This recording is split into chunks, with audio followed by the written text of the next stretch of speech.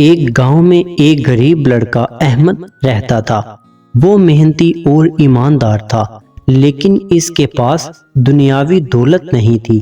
احمد جنگل سے لکڑیاں کاٹ کر بیچتا اور اپنا گزر بسر کرتا تھا۔ ایک دن احمد جنگل میں لکڑیاں کاٹ رہا تھا کہ اس کی کلہاڑی ہاتھ سے پھسل کر پاس کے گہرے دریا میں جا گری۔ احمد بہت پریشان ہوا کیونکہ وہ کلہاڑی ہی اس کی روزی کا ذریعہ تھی۔ وہ دریا کے کنارے بیٹھ کر دعا کرنے لگا، یا اللہ میری مدد فرما۔ اچانک ایک بزرگ آدمی نمودار ہوئے۔ وہ نورانی چہرے والے تھے اور احمد سے پوچھا، بیٹے کیوں پریشان ہو؟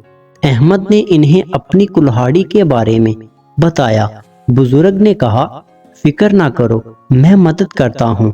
یہ کہہ کر بزرگ دریا میں غوطہ لگایا اور سونے کی ایک کلہاڑی نکال لائی۔ بزرگ نے احمد سے پوچھا، کیا یہ تمہاری کلہاڑی ہے؟ احمد نے فوراً جواب دیا، نہیں، میری کلہاڑی لوہے کی ہے۔ بزرگ نے دوبارہ دریا میں غوطہ لگایا اور اس بار چاندی کی کلہاڑی نکالی۔ انہوں نے احمد سے پوچھا، کیا یہ تمہاری کلہاڑی ہے؟ احمد نے پھر انکار کیا، نہیں، میری کلہاڑی سادہ لوہے کی ہے۔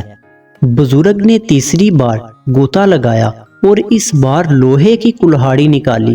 احمد نے خوش ہو کر کہا، جی ہاں، یہی میری کلہاڑی ہے۔ بزرگ احمد کی ایمانداری سے بہت خوش ہوئے اور کہا، تمہاری سچائی اور ایمانداری کا انعام یہ ہے کہ میں یہ تینوں کلہاڑیاں تمہیں دیتا ہوں۔ احمد نے بزرگ کا شکریہ ادا کیا اور تینوں کلہاڑیاں لے کر گھر واپس آیا۔ اس کی ایمانداری کی خبر پورے گاؤں میں پھیل گئی اور سب نے احمد کی تعریف کی۔ اس دن کے بعد احمد کا ایمان اور مضبوط ہو گیا کہ سچائی کا ہمیشہ انعام ملتا ہے۔